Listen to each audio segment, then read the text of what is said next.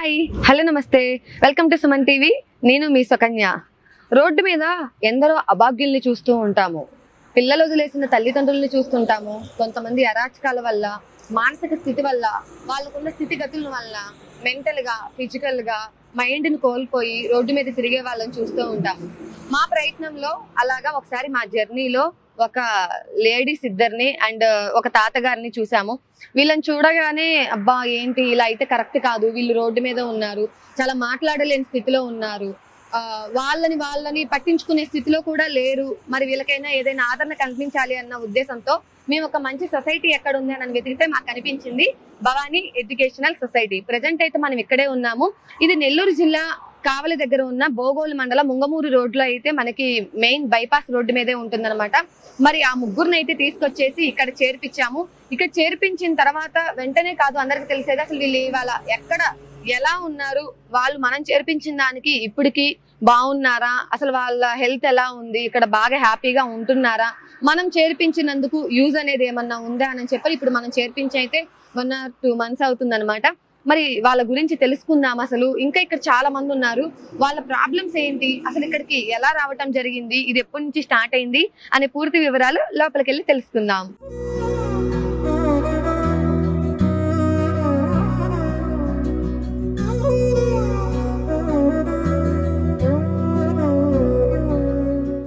మరి Bhavani educational society అయితే నెల్లూరు జిల్లా కావలి దగ్గర ఉన్న మెయిన్ బైపాస్ ఉంది కదా, ముంగమూరు రోడ్ అనమాట, బోగోలు మండలం కిందకు వస్తుంది. ఇది మీకు కావలి నెల్లూరు ఇలా జర్నీ చేస్తుంటే బైపాస్ మీదే ఉంటుంది. మరి ఇక్కడ అయితే ప్రభుత్వం నుంచి ఎటువంటి ఫండ్స్ అయితే లేవు. మరి దీన్ని నడిపిస్తున్న సింహాద్రి గారు, వాళ్ళ వైఫ్ అండ్ వాళ్ళ పిల్లలు అందరూ ఎంప్లాయీస్ అవ్వడం వల్ల వాళ్ళకి వచ్చే జీతంలో నెలకి 25% ఈ సొసైటీకి అందించి వాళ్ళైతే మరి ఇక్కడ ఉన్న ఆడవాళ్ళందరికీ కూడా హెల్ప్ చేస్తూ ఉన్నారు.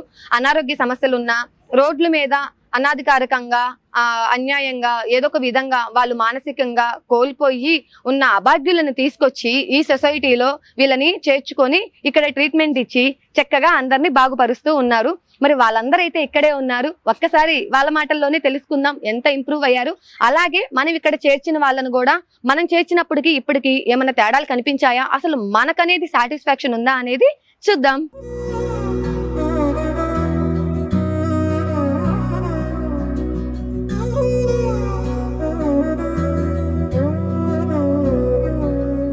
మరి ఇక్కడ మీరు చూస్తూనే ఉన్నారు కదా, విజువల్స్ లో కానివ్వండి, నా ముందు కానివ్వండి, ఇక్కడ చాలా మంది ఉన్నారు. మరి ఒక్కొక్కరిది ఒక్కొక్క టైప్ ఆఫ్ స్టోరీ అనమాట. ఇక్కడ మతిస్థిమితం లేకుండా ఒక ఆమెదైతే మతిస్థిమితం లేకుండా రోడ్డు మీద తను తెలియకుండా రోడ్డు మీద తిరుగుతున్న సిచ్యువేషన్ లో మరి సంస్థ వాళ్ళు అయితే చూసి తీసుకొచ్చారు. ఆ టైంలో తను ప్రెగ్నెంట్. కాకపోతే ఆ ప్రెగ్నెంట్ ఎలా వచ్చింది అని అంటే కొంతమంది అభాగ్యుల అరాచకానికి ఆమె గురైంది. మరి ఆ సిచ్యువేషన్ లో మరి ఒక లేడీ, అందులోని ప్రెగ్నెంట్ గా ఉన్న లేడీ రోడ్డు మీద తిరగటం కరెక్ట్ కాదు అని చెప్పేసి ఇక్కడికి తీసుకొని వచ్చారు. ఇక్కడికి తీసుకొని వచ్చి వాళ్ళే పురుడు పేశారు.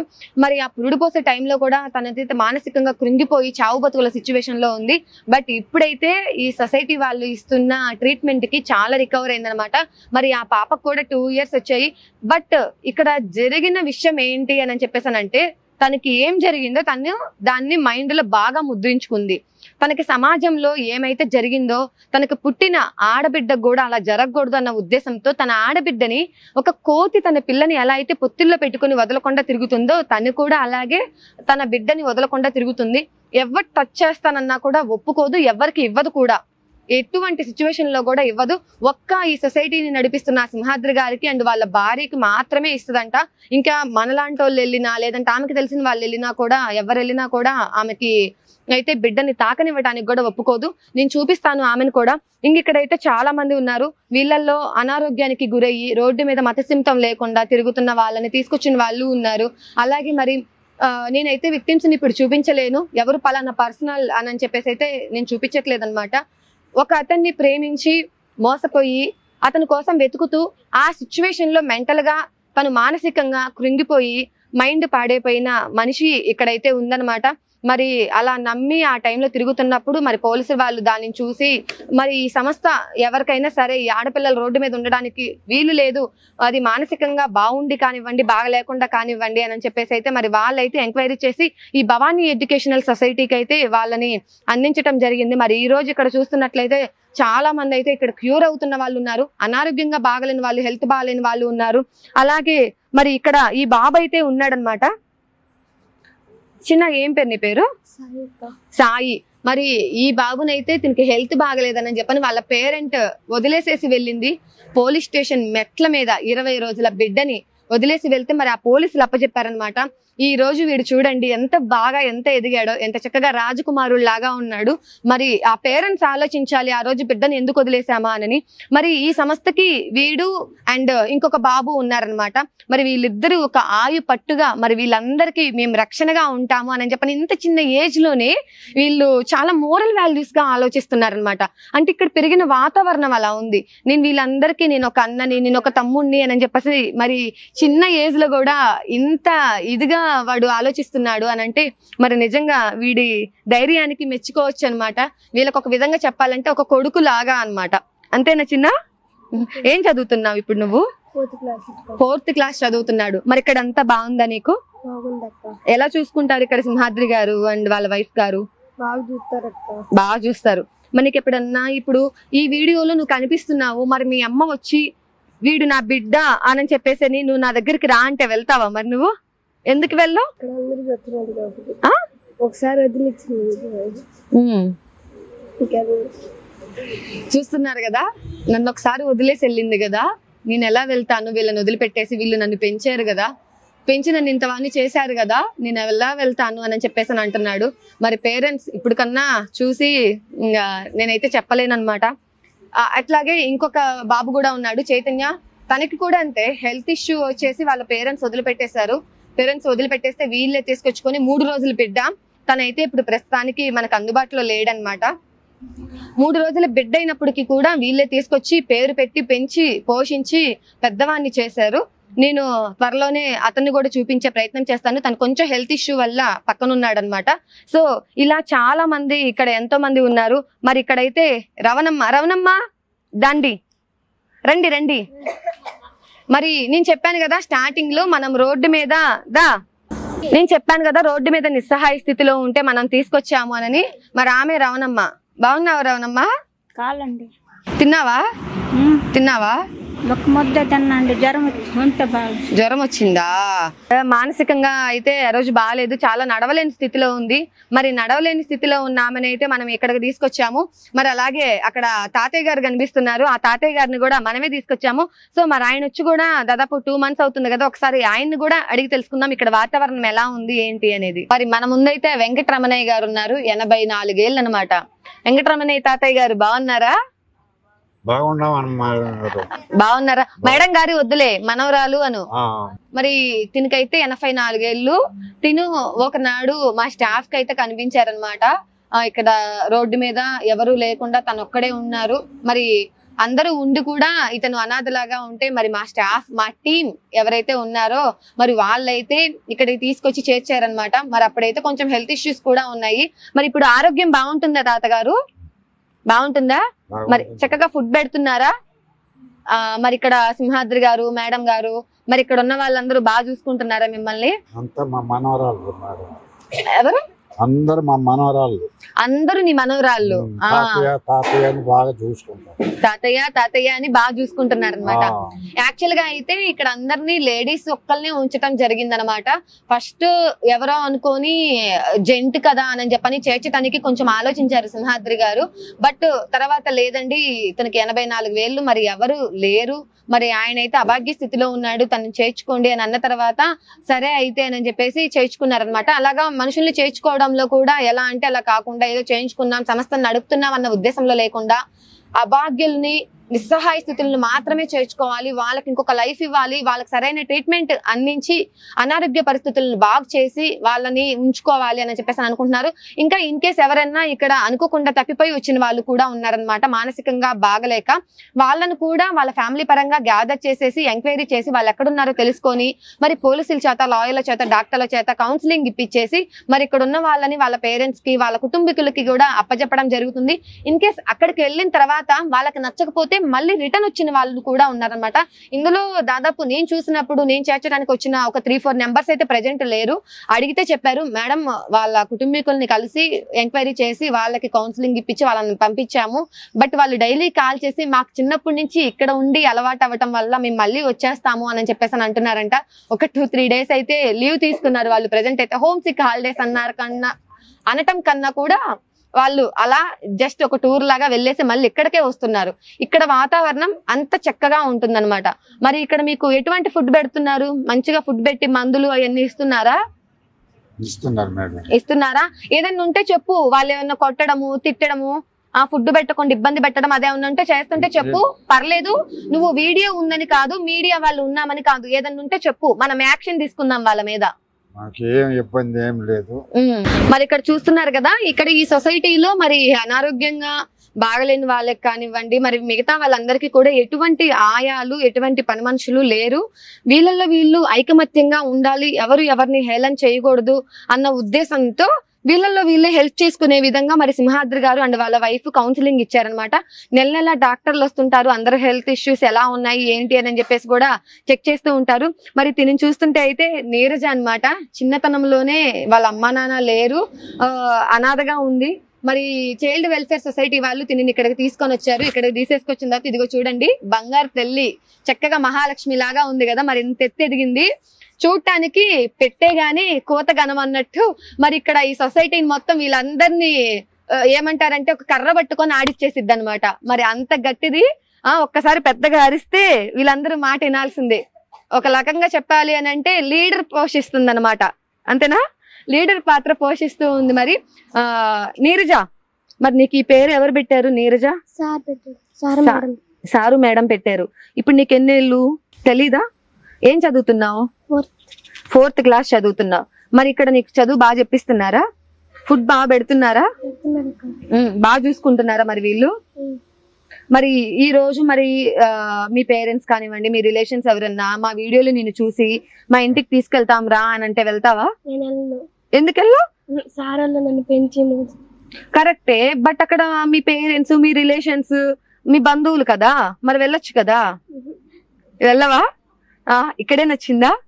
ఇక్కడ చేరున్న పిల్లలందరిది అయితే నేను గమనిస్తున్నాను. ఐ మీన్ పిల్లలు కానివ్వండి, పెద్దవాళ్ళు కానివ్వండి, నేను గమనించింది ఏంటి అంటే వన్స్ ఇక్కడికి వచ్చిన తర్వాత ఇక్కడ జనానికి, ఇక్కడ వాతావరణానికి, మరి సార్ వాళ్ళకి కానివ్వండి అటాచ్ అయిపోతున్నారు అనమాట. అటాచ్ అయిపోయి ఇక్కడ నుంచి వాళ్ళ రిలేషన్స్ ఎవరన్నా వచ్చి వెళ్ళాలి అని చెప్పేసి అనుకుంటే మాత్రం ఇక్కడ నుంచి వెళ్ళలేకుండా ఉన్నారు. వీళ్ళు కొంచెం కొన్ని ఏళ్ల క్రితం మానసికంగా, ఆరోగ్యపరంగా బాగలేకుండా ఉన్న సిచ్యువేషన్ లో ఇక్కడికి వచ్చిన తర్వాత మరి సింహాద్రి గారు వాళ్ళు ట్రీట్మెంట్ అందించి వీళ్ళందరినీ కూడా బాగు చేశారు. మరి తినైతే ఒడిస్సా మన రాష్ట్రం అమ్మాయి కాదు. మరి ఈ రోజు తెలుగు కొంచెం మన భాష కాదు, కొంచెం తెలుగు అర్థం చేసుకుంటది అనమాట. కానీ పాటలు బాగా పాడుతుంది. మా కోసం ఒక్క పాట. దేశ రంగీలా పాడు. देश रंगीला रंगीला देश मेरा रंगीला, देश रंगीला रंगीला देश मेरा रंगीला, यार कदम कदम पे धरती बलिदम, यहाँ की बोली में रंगोली 7 रंग, पगड़ी पहने चादर ओढ़े, हरा समुंदर है ये रंगीला, देश रंगीला रंगीला देश मेरा रंगीला. Thank you. భలే పడుతున్నావు తెలుసా? చాలా అంటే చాలా బాగా పడుతుంది అనమాట. ఇంకో విషయం ఏంటంటే నీరజకి యాంకర్ అవ్వాలని కోరిక కదా నీరజ. లాస్ట్ టైం నేను వాళ్ళని తీసుకొని వచ్చినప్పుడు, మనం ఎవరినైతే చేర్చామో వాళ్ళని తీసుకొని వచ్చినప్పుడు నాకు యాంకర్ అవ్వాలని ఉందండి, నేను పెద్ద అయిన తర్వాత యాంకర్ అవుతాను అనింది. సరే మరి నీకు యాంకర్ అయ్యే ఛాన్స్ ఇప్పుడు ఇస్తాను నేను, ఒక 2 minutes. మరి నీ కోరిక నెరవేర్చుకుంటావా? ప్రెజెంట్ ఓకేనా? నీరజ, నీ చేతిలోకి మైక్ వచ్చేసింది. ఇప్పుడు నువ్వు కూడా ఒక యాంకర్వి, ఓకేనా? సరే, నువ్వు యాంకర్ అయితే ఏం చేస్తావు చెప్పు. ఎలా చెప్తావు? వెల్కమ్ ఎలా చెప్తావు చెప్పు. Hi, welcome to Suman TV. నమస్తే, నా పేరు నీరజ. ఇంటర్వ్యూ చేస్తావా? ఎవరినన్నా చేస్తావా? నన్నే చేస్తావా? సరే అడుగు, ఏం అడుగుతావు? హాయ్, నీ పేరేంటి? హాయ్, నా పేరు సుకన్య. ఇంకా సిగ్గేస్తుందా? ఏ ఊరు? మా ఊరు కావాలి. ఏం చేస్తుంటే? నేను చెప్పలా, నేను యాంకర్. యాంకర్ ఎందుకు? యాంకర్ ఎందుకు అయ్యావు? Yes, very good question. నాకు యాంకరింగ్ అంటే చాలా ఇష్టం అన్నమాట, ఒక ప్యాషన్, ఓకేనా? యాక్చువల్లీ నేను ఇంకొక జాబ్ కూడా చేస్తాను, బట్ నాకు ఇది ప్యాషన్ అయ్యి నేను దీని మీద ఎక్కువ శ్రద్ధ చూపిస్తాను. అందులోనూ ఇలాంటి చిన్న చిన్న పిల్లల్ని, ఇలాంటి క్యూట్ పిల్లల్ని ఇంటర్వ్యూ చేయాలి అని అంటే చాలా ఇష్టం, ఓకేనా? అందుకని చెప్పి నేను ఈ యాంకరింగ్ పార్ట్ ఎంచుకున్నాను. మరి నువ్వేం చేస్తావు పెద్దయ్యాక? నేను కూడా మీలాగా యాంకర్ అయ్యి ఆంధ్రప్రదేశ్లో నిలకాపాలి. Very good. ధనురా, నీ పేరు? నా పేరు బుజ్జి అక్క. బుజ్జి, ఎన్ని రోజుల నుంచి ఉంటున్నావు? ఎన్ని సంవత్సరాల నుంచి ఉంటున్నావు ఇక్కడ? నేను వచ్చి 8 సంవత్సరాలు అవుతుంది. 8 సంవత్సరాలు అవుతుంది. ఇప్పుడు ఏం చేస్తున్నావు ఇక్కడ? ఇప్పుడు ఇట్లా అందరినీ బాగా చూసుకుంటున్నాను. సరేలే, ఇప్పుడు ఎక్కువే కదా. ఆమె ఏమంటుందంటే, నేను వచ్చే 8 సంవత్సరాలు అవుతుంది, నేను వచ్చేసరికి నువ్వు ఉన్నావు, ఇప్పుడేం 8 సంవత్సరాలే అని అంటున్నావు అని చెప్పేసి అని అంటున్నారు. వీళ్ళు చిన్నప్పటి నుంచి కూడా ఉంటున్నారు అనమాట. ఇది స్టార్ట్ అయ్యి దాదాపు 2099 ఆ టైంలో ఇది స్టార్ట్ అయింది అనమాట. మరి ఇక్కడైతే ఇదిగో ఈమె ఉందనమాట, అందరికి ఆగి పట్టు. తిను యాక్చువల్ గా తిను వచ్చిన సిచ్యువేషన్ లో చావు బతుకుల్లో ఉంది, హెల్త్ బాగాలేక. ఎంత చావు బతుకుల్లో ఉందంటే తిని దగ్గరికి రావటానికి కూడా వాళ్ళు ఉన్నారు, తన రిలేషన్స్ ఉన్నారు, అన్నయ్య, వదిన, తమ్ముడు, వీళ్ళందరూ ఉన్నారు. బట్ తినకున్న సిచ్యువేషన్ కొంచెం చెప్పలేదన్నమాట. ఆ టైంలో దగ్గరకు రావటానికి కూడా భయపడి అందరూ వదిలేసేస్తే ఈ సొసైటీ వాళ్ళు తీసుకొచ్చారు. స్టార్టింగ్ కొన్ని రోజులు వీళ్ళకి ట్రీట్మెంట్ ఇస్తూ ఉన్నారనమాట. ఆ టైంలో వాళ్ళంటూ ఎవరు రాకపోయినా కూడా ఇక్కడ వాళ్ళందరూ దగ్గర తీశారు. ఆ తర్వాత ఈమె బట్టగట్టి ఈ రోజు వీళ్ళందరికీ మంచి చెడ్డ చెప్తుంది, వీళ్ళందరికీ మంచి చేస్తుంది. అవునా? చెప్పు, నీ పేరు నాకు గుర్తులేదు. కనక మహాలక్ష్మి. వాళ్ళ నాన్న ఇష్టపడి కనక మహాలక్ష్మి అని పేరు పెట్టుకున్నాడు. విశాల కొండ దేవత పేరు అంట. ఒరిస్సా పేరు పెట్టుకున్నాను. నువ్వు పుట్టక ముందల అనుకున్నాడంట కనక మహాలక్ష్మి అని పెట్టాలని. మరి అమ్మాయి పుట్టింది అలాగే కనక మహాలక్ష్మి అని పెట్టాడు. పర్లేదులే, ఏం కాదు. మరి వీళ్ళందరూ ఇచ్చారు కదా దేవుడు నీకు, అయిన వాళ్ళని తీసేసినా కూడా మరి చూడు ఎంత మంది బంధుజనాన్ని ఇచ్చారు. అవును కదా? ఎన్నేళ్ళైంది నువ్వు ఇక్కడికి వచ్చి? 10 సంవత్సరాల పైన అయింది. మరి ఇక్కడ అయ్యగారు, అమ్మగారు వీళ్ళందరూ బాగా చూసుకుంటున్నారా? సారీ మేడం, దేవతలు నాకు తల్లి తర్వాత తల్లిదండ్రులు లాంటి వాళ్ళు. నాకు అసలు కొన్ని ఏం చేస్తున్నాయి, నన్ను మళ్ళీ తల్లి మా అత్తగా అని చెప్పి సర్దుకుని ఊరుకుంటారు. పిన్ని బాబాలాగా చూసుకుంటుంది నన్ను ఇద్దరిని. ఎందుకు ఏడుస్తున్నావు? అంత బాగుంది కదా ఇప్పుడు.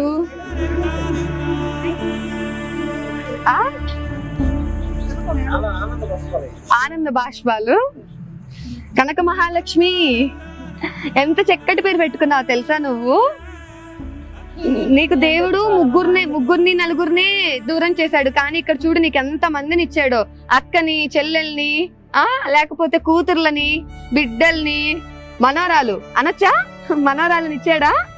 ఉంది కదా చిన్న పాప, ఇక్కడే ఉంది, తనను కూడా చూపిస్తాను మీకు. ఇందాక చెప్పాను కదా చిన్న పాపను కూడా చూపిస్తాను.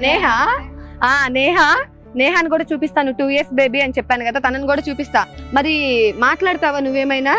మరి మీ వాళ్ళు వచ్చి పిలిస్తే వెళ్తావా? మరి చెప్పు, ఎవరున్నారు నీ వాళ్ళు?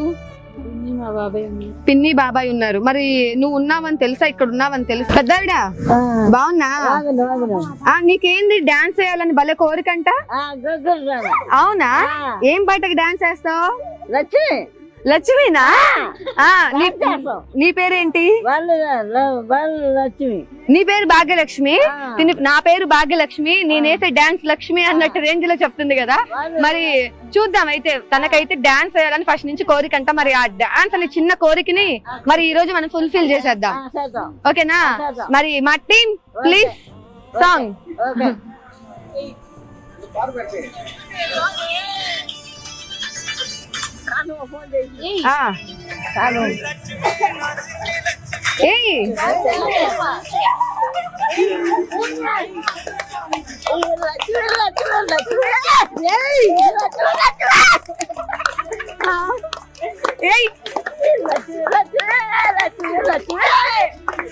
లక్ష్మే కావాలా?